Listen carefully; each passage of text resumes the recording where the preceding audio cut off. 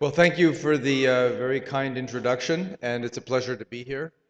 Whenever I hear everyone talking in Hebrew, I keep feeling like I'm in a synagogue, 'cause that's where I hear Hebrew from time to time. So it's a bit of a strange experience for me. All right, so I'm going to talk today about the new pharmacologic advances in the prevention of vascular events in atrial fibrillation, with an emphasis on Dabigatran and Dronedarone, because these are two important advances that have come along in the last 2 years or so that are helping to sharpen our focus about improving the outcomes of patients with atrial fibrillation. I think there's been quite a paradigm shift in a number of ways. These drugs are paradigm shifts, but also there's been a shift in how we view atrial fibrillation. Atrial fibrillation, when I started my career, was considered to be a minor nuisance. We were interested in ventricular arrhythmias and sudden death. And increasingly over the last 20 years, we've come to appreciate the significance of atrial fibrillation, its impact on adverse outcomes, and recognize that we need to do more about protecting patients who have atrial fibrillation from adverse vascular events. Just to remind ourselves a little bit about atrial fibrillation and its impact on vascular events, I'm going to show a few slides.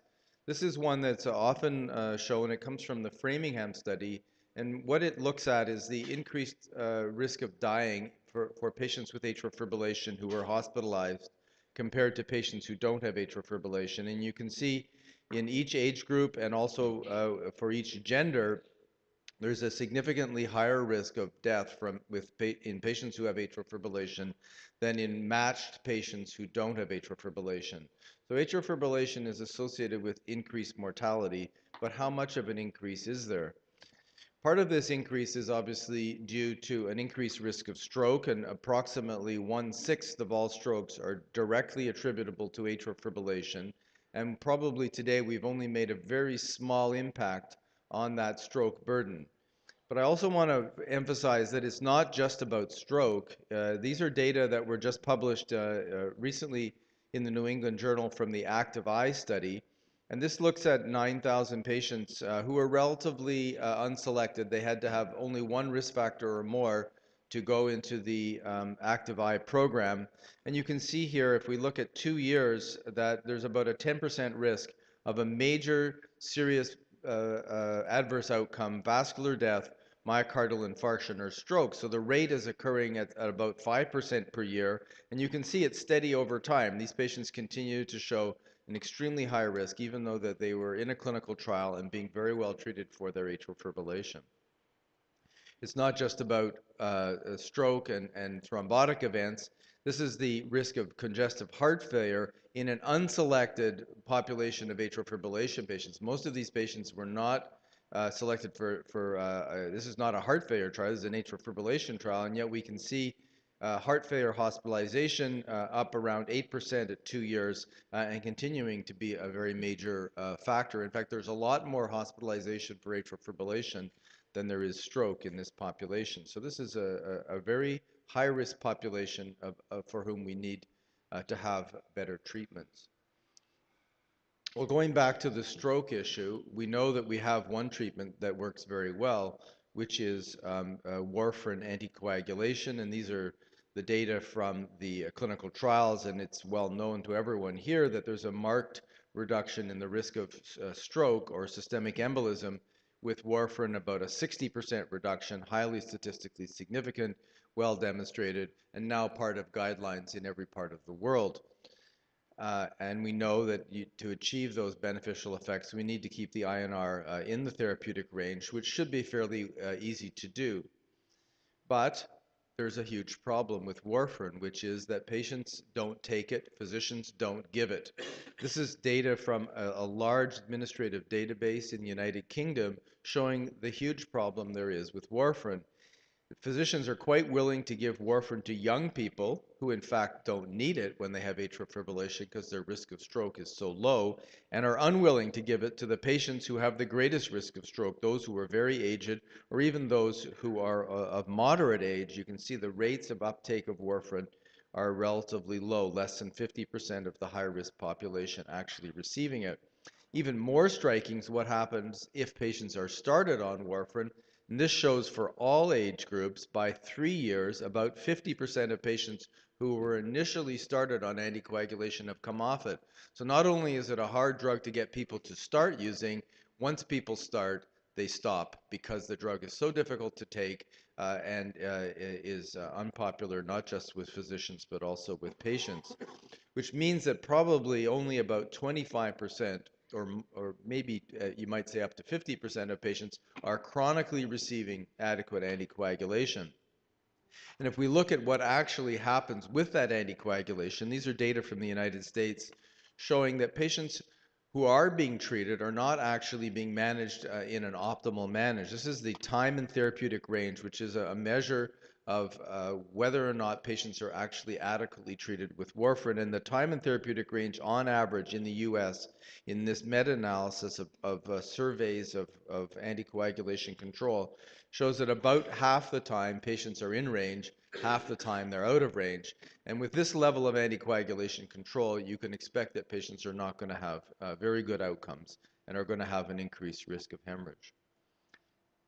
So one of the paradigm shifts is definitely going to be finding a replacement for warfarin that patients will actually take and be able to take on a long-term basis. And that's been the holy grail for many years, really probably for at least 20 years now. We've been waiting for a new anticoagulant to come along that would replace warfarin. And obviously recently there's a lot of excitement about 3 new drugs, rivaroxaban and apixaban are factor Xa inhibitors, selective inhibitors of one coagulation protein, and dabigatran etexylate is the other drug, a direct thrombin inhibitor.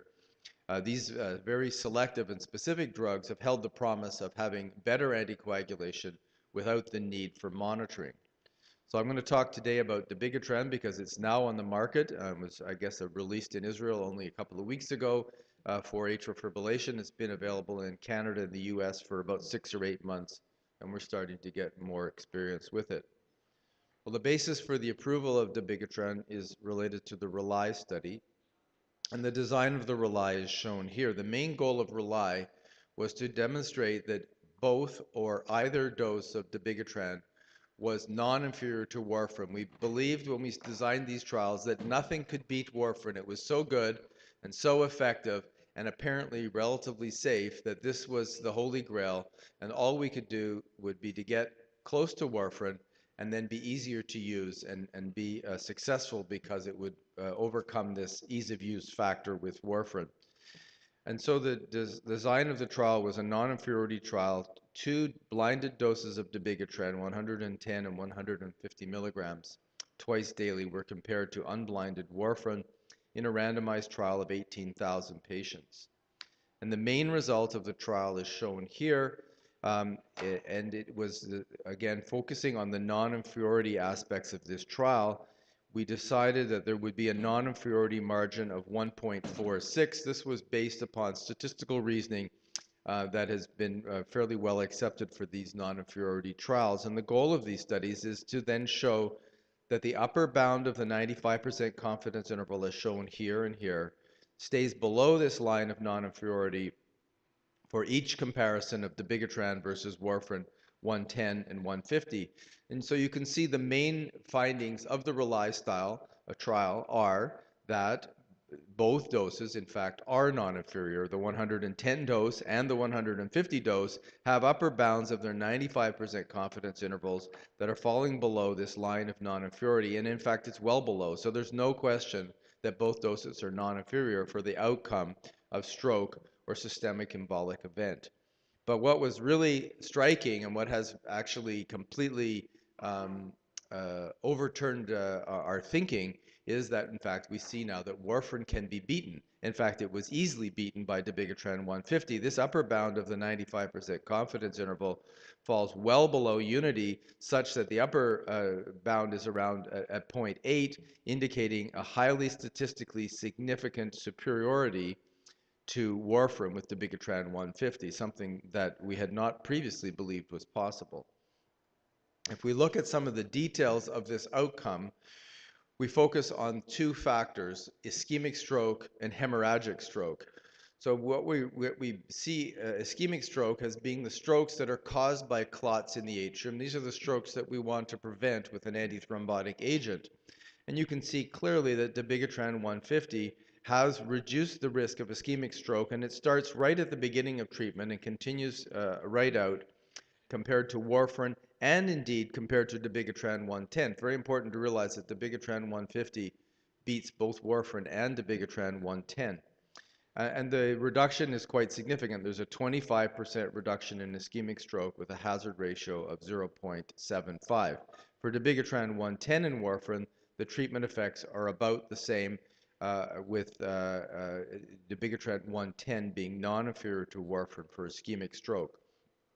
The truly remarkable finding was that at the same time that we're seeing a reduction in a thrombotic events, we're not seeing an increase in bleeding. Normally, if you get greater protection against thrombosis, you pay a price of an increased risk of hemorrhage. It's almost a universal truth in antithrombotic therapy, and it's been seen with virtually every antithrombotic drug we've used. But in this particular situation, we're going against a drug that actually has an extremely high hazard of intracerebral bleeding. That's warfarin, and something that we perhaps didn't realize so clearly before, just what a problem this is, because we didn't see that you could give an antithrombotic therapy and not get that hazard. But what you're seeing here is this dramatic reduction. The hazard ratios are 0.26 and 0.31, indicating about a 2/3 reduction or more in the risk of a cerebral bleed. And these bleeds are, for the most part, fatal, about a 50% case fatality rate in hospital when you have an intracerebral hemorrhage. So this is really probably the most important finding of the RELY trial, and the one that is eventually going to drive Dabigatran into the treatment of virtually all patients who require antithrombotic therapy. Now, turning our attention to the other side of bleeding, we have the major bleed outcome. This was the primary safety outcome of this trial. And you can see here another important finding, which is that there is a difference between Dabigatran 110 and Dabigatran 150. So Dabigatran 110 is less effective against ischemic stroke, but is safer than Dabigatran 150 and clearly safer than warfarin, with a 20% reduction in major bleeding of all kind with Dabigatran 110 compared to warfarin, highly statistically significant. For Dabigatran 150, there's a trend towards a fewer major bleeds, but not statistically significant. However, this major bleed outcome includes not just very severe bleeds, but also some relatively minor types of events. Hemoglobin drops of 2 grams or more would qualify as a major bleed in this study, and so there was a relatively large number of not such severe events. If we focus on the life-threatening bleeds, the more severe bleeds, the larger hemoglobin drops of 5 grams or more, we see clearly that both doses of Dabigatran, 150 and 110, are both safer than warfarin, and the results are statistically significant: a 20% reduction for Dabigatran 150 and a 33% reduction for Dabigatran 110 compared to warfarin. So a clear safety signal, as well as a reduction in thrombotic events for 150 milligrams compared to warfarin. Now, there's been some concern about myocardial infarction and the risk of coronary events, and I want to say a couple of words about that. This concern comes from the fact that we've observed a higher rate of myocardial infarction on both doses of Dabigatran compared to warfarin. But note that rates on all three treatments are relatively low in this population. Even though 20% of patients had a history of myocardial infarction or coronary disease, we're still seeing rates of MI that are less than 1% per year, and the absolute increase is 0.2% per year, or 2 cases per 1,000. So it's a relatively small increase. If you look at the hazard ratios, they show about 1.3, so about a 30% increase, but in neither case are they statistically significant. It's a borderline here perhaps, and not significant for the 150 dose. So how are we going to understand this? Well, one way we can understand it perhaps a little bit better is to look at other types of ischemic events that might go along with myocardial infarction. So these are the total events now in the study, not just the annualized rates that I showed previously. And these are the numbers for myocardial infarction. About 20 more myocardial infarctions in the trial on Dabigatran doses compared to warfarin. What about hospitalization for new onset angina? The rates are virtually identical for all three treatments. For CABG or PTCA, rates are virtually identical. And for cardiovascular death, which we'd expect to be increased if there really was a concern about increased coronary ischemic events, we actually see trends in favor of dabigatran, rates in the high fours compared to 5.3 on warfarin, suggesting that in fact, if there is a problem with myocardial infarction, it's not a very large problem, and indeed it may not be a real effect at all. At this point, it's still not really possible to know for sure. But the other issue with dabigatran is INR control. If you test a new drug against warfarin and you don't deliver warfarin very well, then it would be easy to beat warfarin. So a key quality indicator for the RELY study was how well did we manage the warfarin. I showed you that the average time in therapeutic range in the US is 55% in clinical practice. You can see that we did a lot better than that in the RELY study, getting somewhere between for a median time in range of around 64 to 69, or if you measure the mean, 62 to 67, all of which tells you that we're in a fairly good range. We're not perfect, but we're not bad. This looks at the distribution of time in therapeutic range across the trial. Israel, interestingly enough, falls right on the study mean, which is a pretty good place to be. Canada was only a little bit better than that. Some countries do extremely well. Sweden routinely can get 77% in that range of patients in the therapeutic range. And of course, some countries have a lot more difficulties in doing that. If we look at the treatment results across the different levels of time and therapeutic range, there's some interesting findings. That the main result of this analysis, in my view, is that we can't trust it. And I'll tell you why. Let's look at the 4 quartiles of INR control. So the way we did this analysis, we took all the centers and we said what was their time in range for their warfarin patients, and then we grouped them according to how well they did with their warfarin patients by 4 quartiles. So this is the worst quartile. This is where Sweden and Netherlands fall, and Israel would be in here with Canada. And we can see that if the warfarin event rate goes down as INR control gets better, and you get the best warfarin results in Sweden compared to other countries. But curiously, if we look at dabigatran 110, we see exactly the same trend. So dabigatran, which should not be affected by INR control, has increasingly good event rates as you get into the centers with the best INR control, which tells you that there's more going on at the center than just controlling the INR.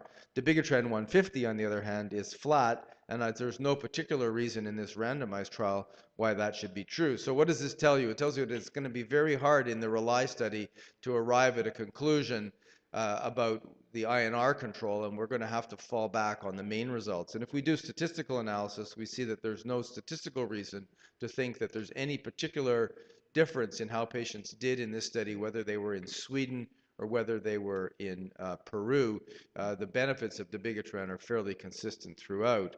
And if you weren't too convinced by that analysis, well then this is one that I find absolutely puts the puck in the net, as we'd say for a hockey country like Canada, where we see that no matter how, in all 4 quartiles, if we look at the outcome of intracranial bleeding, we see a dramatic reduction on all doses of dabigatran. So even in Sweden, where the INR control is optimal, there's still about a 75% reduction in intracranial hemorrhage with dabigatran, both doses compared to warfarin.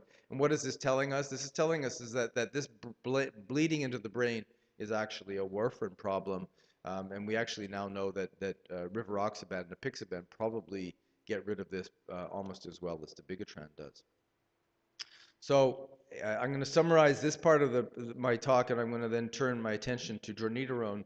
But I just want to sort of have a little bit of a summary here. So it's clear that we did much better than we thought we'd do with dabigatran. We didn't just achieve non-inferiority. We have a drug that's more effective than warfarin, and it has less bleeding. And then on top of that, it's much easier to use.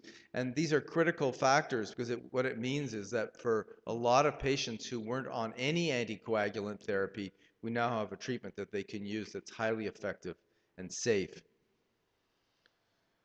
Now, dronedarone is another pharmacologic advance that also has an impact on cardiovascular outcomes. As I said earlier, for a long time we considered atrial fibrillation a nuisance that we could treat with antiarrhythmic drugs in order to try and get patients back into sinus rhythm to make them feel better, and we were relatively um, unenthusiastic or had little faith in the idea that the antiarrhythmic drugs could actually change clinical outcomes. I think that dronedarone is starting to change that view because it's a relatively unique drug that has many electrophysiologic properties that seem to translate into important effects on clinical outcomes. So just to remind ourselves, this drug was a designer drug that was developed by Sanofi Aventis chemists. It was one of, I think, probably thousands of drugs that they tested to try and find a less toxic form of amiodarone. And clearly getting rid of the iodine molecules was very effective in reducing the thyroid complications. And adding on the sulfonylurea group here made the drug much more soluble so that it had a half-life that, rather than being measured in weeks and months, is now measured as only a couple of days. And if we compare dronedarone to amiodarone, we find that the drugs share some properties, but in fact are rather different in other ways. So they're similar in that they both have effects on multiple potassium channels as well as calcium channels, sodium channel, and the drugs then could be characterized as multi-ion channel blockers. But the potencies of the two drugs for the different receptors are rather different. So we can see, for example, that amiodarone is so the lower the number here, the more potent the drug. So you can see that dronedarone is a much more potent calcium antagonist, and that translates into some properties that we'll discuss perhaps in the question period, but it certainly translates into lower blood pressure, for example. It's also a much more potent ACH potassium channel blocker than amiodarone. So the drugs are the same, but they're rather different, and certainly they have different spectrum of clinical activity. So dronedarone was developed initially as a standard antiarrhythmic drug. Does it prevent recurrences of atrial fibrillation? Does it slow the rate of atrial fibrillation? And these studies were done, so 2 studies done to look at the recurrence rates of atrial fibrillation. Both showed a clear reduction in the recurrence of atrial fibrillation. Not a huge reduction, but nonetheless highly statistically significant, about 25% reduction in both of these studies compared to placebo in patients with a higher risk of recurrent atrial fibrillation. And the drug was also tested in permanent atrial fibrillation, where it reduced heart rate by about 12 beats per minute in patients with permanent atrial fibrillation who are on rate-controlled therapy, but obviously not that well controlled or not tightly controlled, at least when they were enrolled in this short-term rate control trial. It also reduces exercise heart rate by about 25 beats per minute, so a fairly good rate-controlled drug. But what's really changed our views of dronedarone is the ATHENA trial, which was a unique study. It's the first antiarrhythmic drug trial done to look at major cardiovascular events. The only other 2 trials perhaps that would be comparable would be the AFFIRM trial that looked at a whole basket of antiarrhythmic drugs in a mortality evaluation, and the AF-CHF trial, which was essentially a trial of amiodarone versus rate control in heart failure patients. Neither of those trials showed any impact on any cardiovascular outcomes, and in fact the AFFIRM trial suggested an increased risk of death that was only slightly off of showing a statistically significant increase. So this is a unique study looking at a specific antiarrhythmic agent, and it was a relatively simple design. 4,628 patients with atrial fibrillation and at least one risk factor for hospitalization or adverse outcomes were randomized in a double-blind placebo-controlled trial and followed up for a mean of about 18 months. The primary outcome is shown here. It was unplanned cardiovascular hospitalization or death. And the first thing to notice was the very high rate of hospitalizations in this population. By 24 months, almost 40% of patients had been hospitalized, and this was a consistent pattern seen in all countries enrolled. And there was a 25% reduction in the primary outcome. This was mostly driven by cardiovascular hospitalizations. These outnumbered deaths by about 5 to 1, but there was a favorable trend in terms of mortality being reduced as well, although it wasn't statistically significant. One of the primary outcomes, secondary outcomes of the trial was cardiovascular death, which was also significantly reduced. You might argue, well, it's only a borderline reduction, and I'd agree, but at least it's significant, and it's certainly going in the right direction, and about a 25% reduction in cardiovascular death.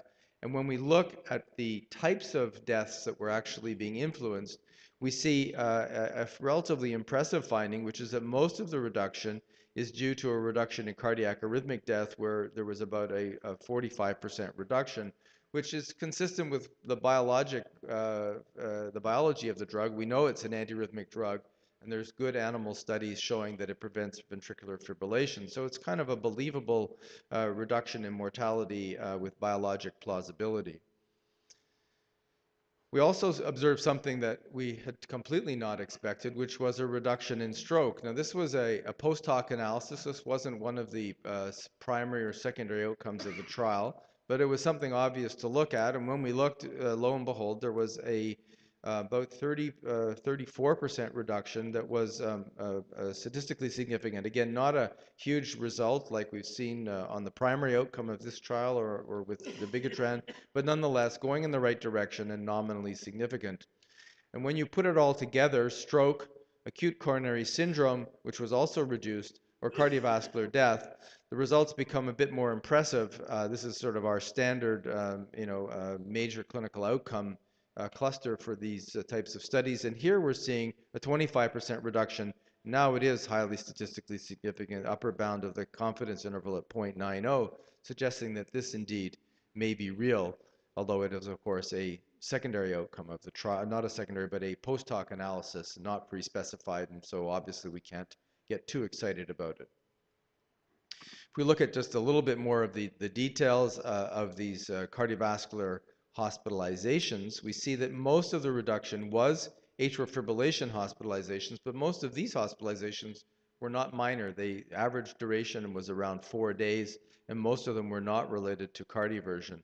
There's a trend in favor of a reduction in heart failure hospitalizations and a reduction in hospitalization for acute coronary syndrome, as I already mentioned.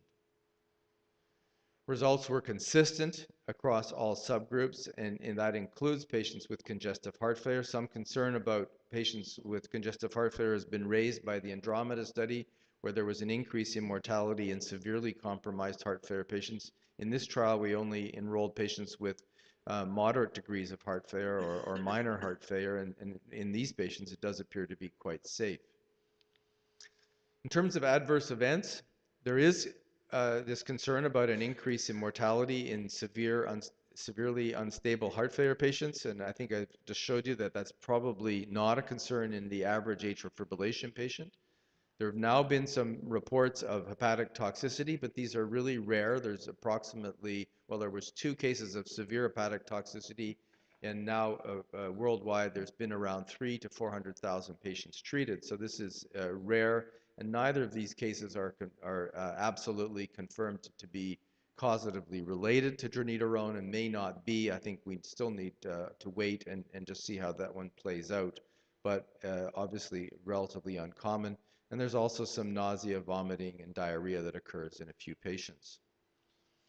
To try and understand more about the reduction in cardiovascular outcomes, the PALIS trial is being done, and this time we're turning our attention to permanent atrial fibrillation, and we're looking to see whether the many effects of dronedarone that are distant from just preventing recurrences of atrial fibrillation have a positive impact on outcomes. We know it reduces ventricular arrhythmias.